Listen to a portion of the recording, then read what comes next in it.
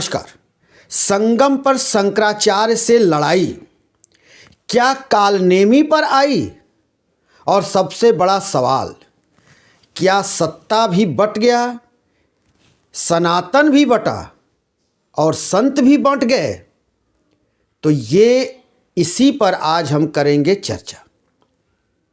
सवाल ये उठता है कि शंकराचार्य और सत्ता की जो टकराहट संगम पर देखी गई और वहाँ चल रही है, लगातार आज 7वां दिन है, तो क्या अब इससे ये मायने निकाला जाए कि देश के अंदर संत भी बट गए हैं और सनातन भी दो खांचों में बट गया है। अब इस पर घमासान हो रहा है, अपने अपने पाले में खींचने की तैयारी है। जो सत्ता पक्ष है वो इस बात पर जोर दे रहा है कि कहीं सनातन अगर बिखर गया और सनातन में खासकर सवर्ण अगर किसी दूसरे तरफ चले गए तो फिर 2027 में सत्ता आएगी कैसे? ये सिरदर्द बना हुआ है सरकार के लिए। वहीं सरकार को लेकर अब कुछ अखाड़े सामने आ गए हैं और शंकराचार्य की बुराई में भी लग गए। तो संत इसी तरह से दो खांचों में दो तरफ बटे हुए दिखाई दे रहे हैं। एक संतों का वो धड़ा है जो शंकराचार्य के साथ है और दूसरा वो धड़ा है जो सत्ता सुख या सत्ता लोलुपता के साथ अपने आप को रखे हुआ है। और वो शंकराचार्य के लिए अपशब्दों का बौछार कर रहा है। वही शंकराचार्य के पक्ष में जो संत हैं वो शंकराचार्य के पक्ष को रख रहे हैं। लेकिन अब ये लड़ाई कालनेमी पर आ गई है। तो सबसे पहले बिगड़े तो बोल दोनों तरफ से हैं। सत्ता पक्ष से भी बिगड़ा हुआ बोल है, संत भी आपस में एक दूसरे के ऊपर ऐसे आक्षेप लगा रहे हैं जैसे वो संत हैं ही न हो। और जो सनातन को लेकर मुखर रहते हैं वो भी सोशल मीडिया पर अब बट गए हैं और साफ उनके जो है जो उनके कमेंट्स हैं उससे लग रहा है कि वो दो खेमों में बट चुके हैं और उसी तरह से वो अपनी बात को सोशल मीडिया पर रख रहे हैं, कमेंट कर रहे हैं या फिर आपस में चर्चा कर रहे हैं। लेकिन कालनेमी पर आना इसलिए जरूरी है कि कालनेमी का एंट्री क्यों हो गया इस कलयुग में। कालनेमी तो सतयुग में था, रामावतार के समय था और कालनेमी का उस समय वर्णन आता है जब भगवान राम लंका पर चढ़ाई किए थे और मां सीता को हरण करके लंकापति रावण ले गया था। उस दौरान मेघनाथ से जब युद्ध हुआ लक्ष्मण का और लक्ष्मण जब मूर्छित हो गए तो भगवान राम के काज में लगे हुए हनुमान जी उनको जाना पड़ा संजीवनी लाने के लिए। और जब वो संजीवनी लाने के लिए निकले थे तो रास्ते में कालनेमी नामक एक राक्षस साधु का भेष धरकर उनके रास्ते में रोड़ा डालने के लिए आया और उसको ये सौंपा गया था कि जब वो फंस जाएंगे हनुमान तुम्हारे जाल में तो सुबह हो जाएगी और सूर्य निकल जाएगा और लक्ष्मण के प्राण नहीं बचेंगे। इस काम के लिए लगाया गया था कालनेमी को। और कालनेमी रावण के मामा मारीची का बेटा था और दोनों ही बाप बेटा भेष बदलने में माहिर थे। वो कभी भी किसी तरह की भेष धारण कर सकते थे। आपको पता है कि मारीची ही स्वर्ण हिरण बना था।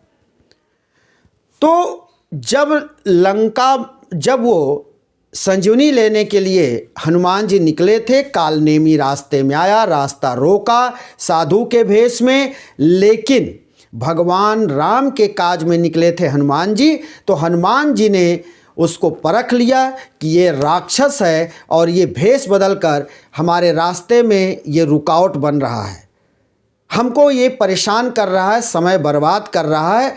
और वो जब उनको ये भान हो गया, उसकी पहचान उन्होंने कर ली, तो उन्होंने अपनी मुष्टिका और गदा से उसका संहार कर दिया। तो वही एंट्री यहां क्यों हो रही है, इस पर जरा विचार करिए। शंकराचार्य अपने बटुकों और संतों के साथ माघ महीने के मौनी अमावस्या पर वो स्नान करने जा रहे थे संगम में, लेकिन उसी वक्त उत्तर प्रदेश पुलिस और प्रयागराज के अधिकारी वहाँ रुकावट बन गए, रोड़ा बन गए उनके राह में, और उनको स्नान करने के लिए कहने लगे कि अपने पालकी से उतरो, और वहाँ पे झड़प हुई जिसमें बटुकों की शिखा खींची गई, उनको जूतों से मारा गया, बूटों से उनको पीटा गया। उसमें कई 80 साल के साधु भी घायल हुए, साध्वी भी घायल हुई। बटुकों को बुरी तरह से बेरहमी से पीटा गया, घसीट घसीट कर। इसके वीडियो वायरल हुए। अब इसमें जो अब ट्विस्ट आया है वो ये है कि शंकराचार्य अपने शिविर के बाहर लगातार 7वें दिन बैठे हुए हैं, शिविर में जा नहीं रहे हैं। संकल्प उनका है कि हमारा तो अभी मौनी अमावस्या का स्नान हुआ ही नहीं, मैं रास्ते में हूं। अब गंभीरता यहां देखिए कि उत्तर प्रदेश के मुख्यमंत्री खुद ही एक संत हैं, एक पीठ के पीठाधीश्वर हैं, और उन्होंने बयान दिया कि कुछ लोग धर्म की आड़ में कालनेमी बैठे हुए हैं, जबकि साधु संत के लिए सनातन और राष्ट्र सर्वोपरि है, राष्ट्र ही जो है सर्वोपरि है। तो राष्ट्र निश्चित रूप से सबके लिए सर्वोपरि है। लेकिन यहाँ सवाल ये उठता है कि क्या सत्ता के जो अधिकारी हैं वो लात घूसे से जिनकी पिटाई किए,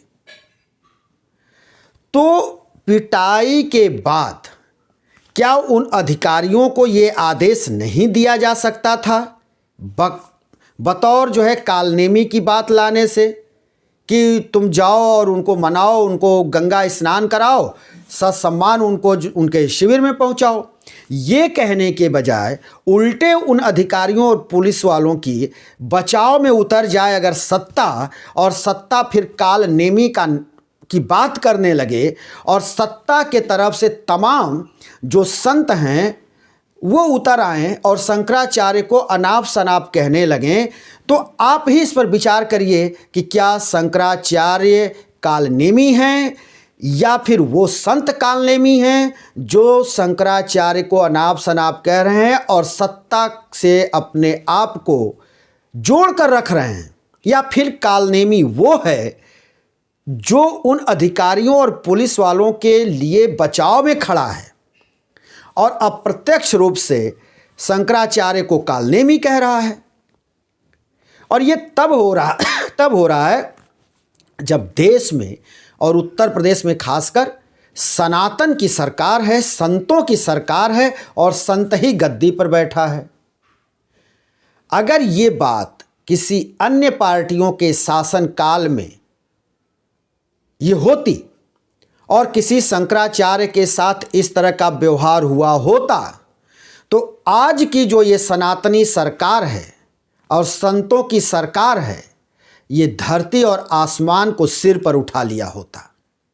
लेकिन इसी सनातन के सरकार में, हिंदुत्ववादी अपने आप को कहने वाली सरकार में, जब इस तरह की घटना घटी, और जब घटना घटती है, चाहे हिंदू पर वार हो, चाहे सनातन पर वार हो, चाहे संत पर वार हो, और तब अगर सत्ता चुप बैठ जाती है, चुप्पी साध लेती है, मुंह में दही जम जाता है, तो फिर कालनेमी कौन है और कालनेमी कौन नहीं है, इसको परखने में कोई बहुत देर नहीं लगेगी, और हर व्यक्ति बता सकता है कि कालनेमी आखिर में है कौन।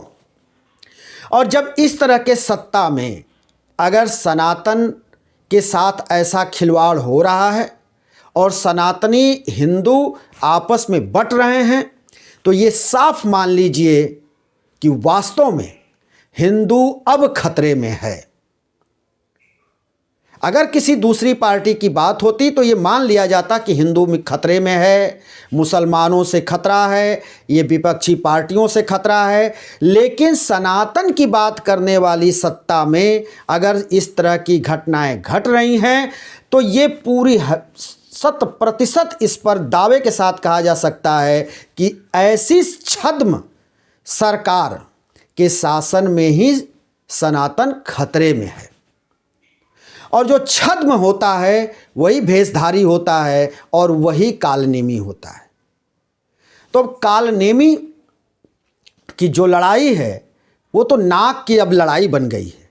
शंकराचार्य तो अब संकल्प ले लिए हैं कि हम तो जाएंगे ही नहीं जब तक हमको ससम्मान नहीं स्नान कराया जाएगा। और इधर सत्ता ने ठान लिया है कि हम मनाएंगे ही नहीं चाहे जो हो जाए।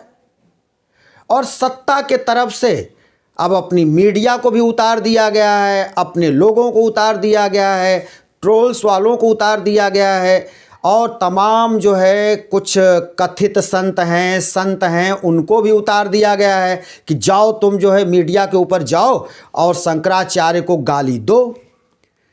तो अब तो संत बट गए, सनातन बट गया, हिंदुत्व बट गया, सब कुछ बट गया है। और खतरे में भारतीय जनता पार्टी आ गई है। बीजेपी को खतरा अब इससे महसूस होने लगा है।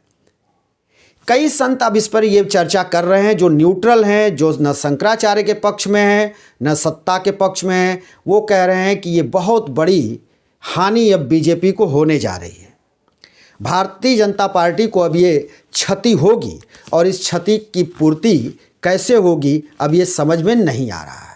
क्योंकि हम लोग तो सनातनी सरकार मानते थे और सनातन का पक्षधर ही मानकर हम लोग बीजेपी से जुड़े थे और बीजेपी के लिए काम कर रहे थे। लेकिन बटुकों की जिस तरह से शिखा खींची गई अब ये हैरानी में डाल दी है। अब ये समझ में नहीं आ रहा है कि अब हम लोग इनके साथ रहें या इनसे दूरी बना लें। तो ये अब प्रश्न खड़ा हो गया है, इस पे चर्चा तेज हो रही है और ख़ासकर उत्तर प्रदेश में अगले साल 27 में चुनाव है विधानसभा का, तो उसको लेकर अब और चर्चा तेज है, गर्म है। इस माहौल लगातार इसी पर लोगों के बीच चर्चाएं हो रही हैं कि आखिर ये हो क्या रहा है। और इस तरह की घटना को, इस तरह के विवाद को टाला जा सकता था सिर्फ और सिर्फ अगर उत्तर प्रदेश की सरकार वहाँ के अधिकारियों को आदेश देती कि तुम इस तरह की घटना को अंजाम क्यों दिए, छोटे बटकों को क्यों पीटा गया, तुम लोग जाओ और उनसे माफ़ी मांगो और ले जा कर के उनको संगम में स्नान करा दो। तो इससे सत्ता का मान बढ़ता, सनातन का मान बढ़ गया होता और जो संत समाज है उसका भी मान बढ़ता और जो संत बैठे हुए हैं उत्तर प्रदेश के मुखिया बनकर उनका तो और सम्मान हो जाता। लेकिन नहीं, इसी को कहा जाता है कि जब सब कुछ गंवाना होता है तो बुद्धि भ्रष्ट हो जाती है और वही अब यहां दिखाई दे रहा है। जो 2 मिनट का काम था उसको लेकर अब लाभ और हानि की बात हो रही है कि इससे क्या लाभ होगा, क्या हानि होगी, और सब कुछ सामने दिखाई दे रहा है। तो ये लड़ाई अभी कितने दिन तक चलेगी? संगम पर शंकराचार्य और सत्ता का महासंग्राम कितने दिनों तक अभी चलने वाला है, इस पर भी ध्यान देना होगा और नज़र रखनी होगी। दोस्तों, हम फिर किसी दूसरे वीडियो के साथ मिलेंगे। तब तक के लिए शिवमूर्ति दुबे को दीजिए इजाज़त।